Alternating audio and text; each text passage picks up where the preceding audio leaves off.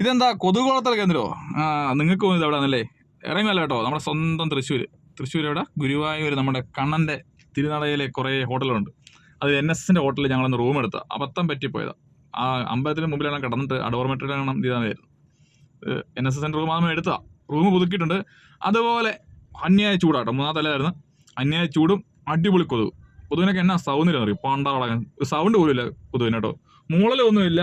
ആടുകൾ വന്ന് കുത്തിയിട്ട് പോകും. കുത്തി കഴിയുമ്പോൾ അറിയുന്നത്. അവസാനം ഉറക്കം പോയിട്ട് രാത്രി 12 മണിക്ക് വന്ന് കിടന്ന് ഉറക്കവും പോയി. അത് ചിലപ്പോൾ 2 മണി കഴിഞ്ഞപ്പോൾ എണ്ണിച്ച് ഞങ്ങൾ റൂമിന്റെ വാടക കൊടുത്ത മിച്ചം. ഫാനിനൊട്ട് കാറ്റുമില്ല. അതും പോട്ട് എയർ ഹോളിനകത്ത് ഗ്ലാസ് വെച്ച് അടച്ചു വെച്ചേക്കോ വൃത്തിയോട്ടന്മാര്.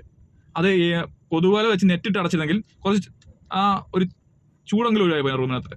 ബാത്റൂമിനകത്ത് എക്സോസ്റ്റ് ഫാനും ഇല്ല. അതിനകത്ത് പുഴുങ്ങുമായിരുന്നു കേട്ടോ. എന്തൊരു കഷ്ടമാണ് നോക്കി. എന്തോ ടെക്നോളജി വെച്ചാൽ നിങ്ങൾ ഇത് പണിയെന്നുള്ളത് ഒന്ന് പറഞ്ഞ കേട്ടോ. ഇതൊക്കെ എങ്ങനെ ലൈസൻസ് കൊടുക്കുന്നുള്ള എനിക്കറിയത്തില്ല കേട്ടോ. പലരും വന്ന് താമസിക്കുന്നത് അതല്ലേ. 800 രൂപയാണ് റൂമിന്. പക്ഷെ ആ റൂമിന് 800 രൂപ നമുക്ക് പ്രശ്നമില്ല, ഓക്കെ. പക്ഷേ ആ ബാത്റൂമിന് ഒരു എക്സോസ്റ്റ്